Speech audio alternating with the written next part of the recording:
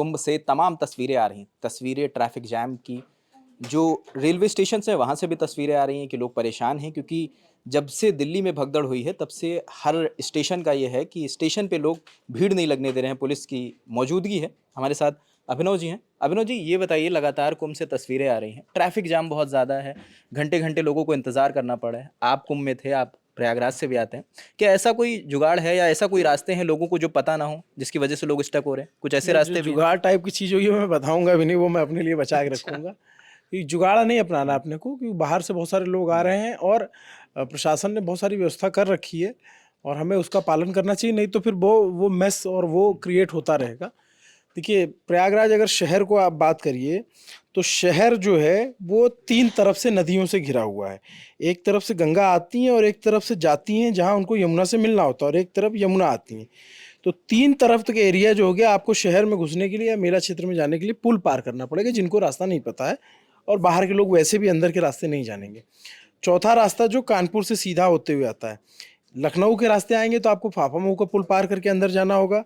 बनारस के रास्ते आएंगे तो झूंसी में शास्त्री ब्रिज पार करना होगा, और रीवा मिर्जापुर इन रास्तों से आएंगे तो आपको नैनी का पुल पार करना होगा। तो ये 3 पुल पार करने होते हैं, लेकिन आपको ये पुल पार नहीं करना है। पुलिस प्रशासन यही चाहता है कि आप जो है इससे पहले जो पार्किंग्स बने हुए हैं उन एरिया में पार्किंग करें। जैसे उत्तर प्रदेश पुलिस ने भी कई सारे जो है गाइडलाइन डाल रखी है, और उसमें जो है उन्होंने बताया भी है अपनी तरफ से कि हमें किन किन जगहों पे पार्किंग करना है। होता क्या है कि अभी समस्या हो रही है कि हर आदमी गूगल मैप लगा लेता है संगम, और गूगल मैप में एक जगह फिक्स हो गई और आपको सबको उसी जगह पे जाना है, जबकि वहाँ जाना मुनासिब नहीं है, या फिर पुलिस प्रशासन ने बहुत सारी रोक लगा रखी कि भाई उधर नहीं जाना है आपको। पॉसिबल भी नहीं है वहाँ तक जा पाना। पॉसिबल भी नहीं है, इसीलिए जाम लग रहे हैं ना। जो आप कोखराज बाईपास जो कानपुर वाला है, अब समस्या क्या है कि जो लोग कानपुर तरफ से आते हैं उनको बाईपास पे घुमा दिया जाता है, तो वो फाफामऊ के पास जाते हैं, बेला कछार के पास, उधर जाम लग जाता है।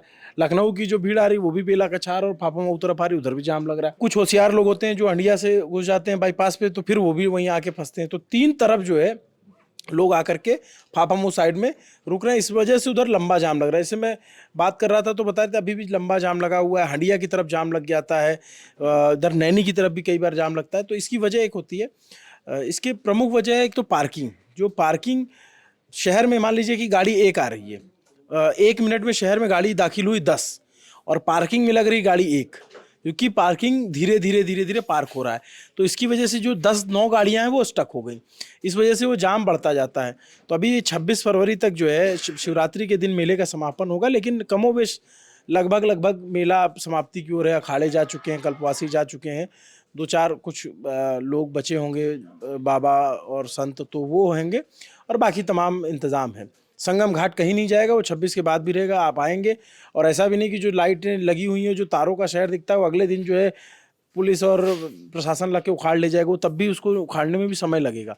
तो जो लोग 26 तक नहीं जा पा रहे हैं वो 26 के बाद भी जा सकते हैं, लेकिन अगर ये मान्यता है कि हमको 26 से पहले ही जाना है, महाकुंभ में ही जाना है, तो इस तरह की तमाम जो है वो पार्किंग्स जो है बना रखी है पुलिस ने। और देखिए, प्रयागराज पुलिस कमिश्नरेट ने इसको डाल रखा है, यहाँ पे बता रखा है कहाँ कहाँ आपको गाड़ियाँ पार्क करनी है, और दूरी भी स्पेसिफिक जो है मैप के साथ बता रखा है। तो जैसे आप अगर नैनी तरफ जाएंगे तो उस तरफ कई सारी पार्किंग है, जो रीवा तरफ से आ रहे हैं लोग, ये पूरा रूट वाइज समझा रखा है। लेकिन चूंकि ये वीडियो सब तक पहुंच नहीं पा रहा है, और सबको जो है ये लगता है कि हमको संगम घाट पे ही गाड़ी लगा देनी, तो घाट पे गाड़ी नहीं लगानी है, ब्रिजेस के पास पार्किंग, और वहाँ से मुश्किल से आपको आधा किलोमीटर 1 किलोमीटर चलना है। और एक बात और समझिए कि संगम नोज जो है वो आर्टिफिशियल बनाई हुई, मतलब उसको खोद करके बनाया गया है, बड़ा घाट बनाया है सरकार ने इस बार। लेकिन इस बात को समझिए कि अगर 2 नदियां मिलेंगी तो दोनों किनारों पे मिलेंगी, एक किनारे पे नहीं मिलेंगी।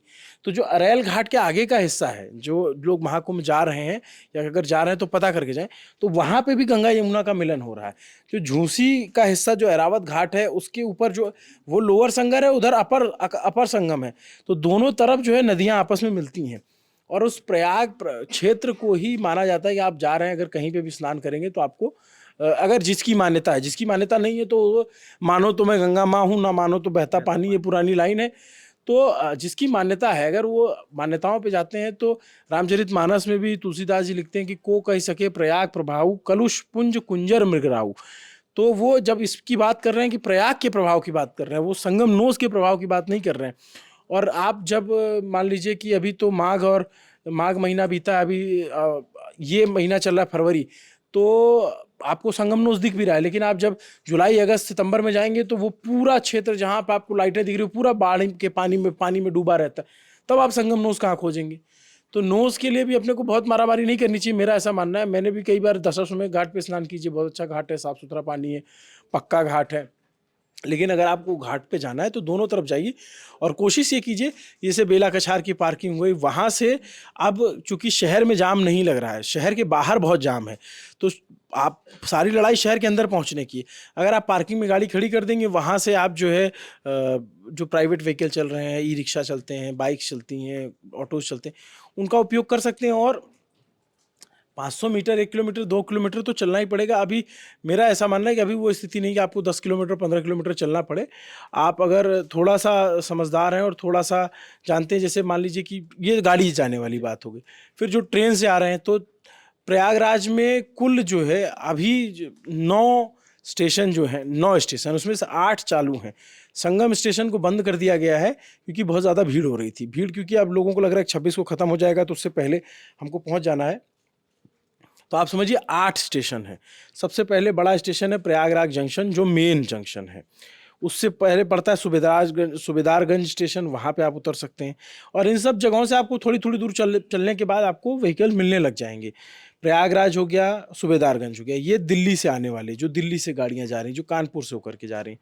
उसके बाद है एक प्रयाग स्टेशन, जो लखनऊ के रास्ते लोग आ रहे हैं। उससे पहले जो है पड़ता है फाफा मऊ, जो पुल के उस पार है। तो अगर आप इधर की ट्रेन नहीं मिलती, फाफा मऊ तक पहुंच सकते हैं। फिर गंगा नदी के दूसरी तरफ जो है वो झूसी स्टेशन है। नैनी और छिंकी 2 स्टेशन जो एमपी, रीवा, गुजरात, मध्य प्रदेश, मुंबई, बिहार, इन सब से आने वाले लोग हैं, इनके लिए तो इतने सारे स्टेशन। और एक शहर के बीच में एक रामबाग स्टेशन, तो रामबाग स्टेशन से भी नज़दीक पड़ता है। तो इन तमाम जगहों से व्हीकल चल रहे हैं। शहर में जाम की स्थिति उतनी नहीं है जितनी हमने देखी थी पहले। तो ये हो गया। और एक फ़्लाइट का रास्ता हो गया। जो सुविधा संपन्न लोग हैं फ़्लाइट से जाएंगे, और फ़्लाइट बमरौली एयरपोर्ट है वहाँ उतरेगी, और वहाँ से भी गाड़ियाँ मिल जाती हैं, कैब मिल जाती हैं, तो आप नियरेस्ट पार्किंग तक पहुँच सकते हैं। तो अगर ये चीज़ उपाय करते हैं, और आप थोड़ा जब आदमी पैदल किलोमीटर, आधा किलोमीटर चलता है जो पहली बार जा रहा है, तो उसको अलग, आप उसको देखना भी तो है, आपको सीधे जाके कूद तो जाना नहीं नदी में। तो आप चलते चलते जाएंगे तो आपको थोड़ा बहुत दिखेगा भी कि हाँ यार, मेले का प्रबंध कैसा है, क्या हो रखा है, आपको थोड़ा वहाँ का सिस्टम समझ में आएगा। अब तो बहुत कुछ निकल गया, उखड़ गया है, वो रौनक अब धीरे धीरे जा रही है। हम जैसे प्रयागराज वालों के लिए थोड़ा सा वो नॉस्टैल्जिया वाली बात भी हो जाती है, और बाकी लोगों के लिए भी। ये कुंभ का आयोजन सिर्फ एक शहर, एक ज़िले या एक प्रदेश या देश का नहीं थे, पूरा इंटरनेशनल लेवल पे लोग आए, और देश दुनिया के तमाम लोग आए। जो तमाम भारतवंशी हैं जो बाहर रहते हैं, वो आकर के गए। कितने लोग मिलते थे। जो भारतवंशी नहीं भी हैं, तमाम दुनिया ने इसमें दिलचस्पी दिखाई, वो आए, यहाँ पे देख के गए इतना बड़ा आयोजन कैसे होता है। तो लोगों को भी थोड़ा धैर्य रखना होगा, इस वजह से तो जाम से निजात मिल जाएगी। देखिए, जो पुलिस प्रशासन है उसकी भी एक सीमा होती है। मैं कोई पुलिस का पैरवी करता नहीं हूँ। जो अगर कहीं आलोचना करनी होती है तो हम ही होते हैं जो सबसे पहले आलोचना करते हैं। लेकिन जो वो मेहनत करते हैं वो भी हमें दिखनी चाहिए। हम ऐसे भी एकदम मदांध नहीं हो सकते कि नहीं, हमको कुछ दिख ही नहीं रहा है। पुलिस के लोग कितने लंबे लंबे टाइम तक ड्यूटी करते हैं, और जब जाम लग जाता है तो सबसे ज़्यादा वही जाम में खड़े होते हैं, धक्का देते हैं, इधर से उधर गाड़ियाँ निकालने की कोशिश कर रहे होते हैं। तो उनके काम का भी हमें सम्मान करना चाहिए। और वो लोग जिस तरीके से मेहनत करते हैं, जब आप प्रयागराज आप कवरेज में थे, दोपहर में जो धूप होती है, एक बात और ध्यान रखना आप कि वहाँ पे थोड़ा मौसम ऐसा है कि रात में आपको अच्छी ठंड लगेगी, हवा चलती है, गंगा जी का किनारा है, यमुना जी हैं, तो आपको ठंड खूब लगेगी। और दोपहर सुबह 8-9 बजे के बाद ऐसी प्रचंड गर्मी लगती है कि लगता है सब कुछ उतार उतार फेंक दें। तो आप समझिए कि इस तरह की गर्मी में, इस तरीके के क्लाइमेट में कोई लोग काम कर रहे हैं, आपके लिए सड़क खुलवाने के लिए लगे हुए हैं, तो उनके भी काम का भी हमें सम्मान करना चाहिए। तो कोशिश लोगों की ये रहनी चाहिए कि वो पार्किंग तक पहुंच जाए, पार्किंग में गाड़ी लगाएं, थोड़ा सा आगे चलने पे आपको कोई न कोई सुविधा वाहन मिल जाएगा, वहाँ से आप चले जाएंगे और बहुत संगम के नज़दीक पहुँच जाएंगे। और मैं भीड़ अभी भी है, लेकिन मैं ये कह सकता हूँ कि अब वो भीड़ नहीं जो मौनी अमावस्या पे थी, या 26, 27, 28, 29, और या फिर जो पिछले हफ्ते या उससे पहले के हफ्तों में थी। तो लोगों को थोड़ा सा सावधानी बरतनी होगी।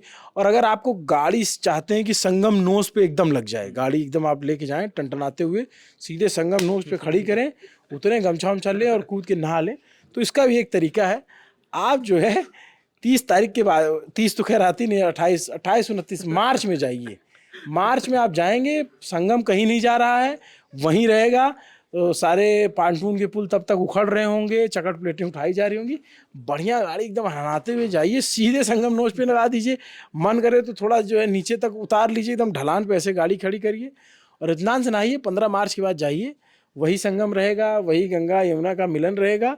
वो थोड़ा सा गर्मी बढ़ जाएगी तो आप आराम से जाइए, बढ़िया बजरंगबली के दर्शन कीजिए और इत्मीनान से आइए। सारे रास्ते, सारे तरीके मैंने बता दिए हैं।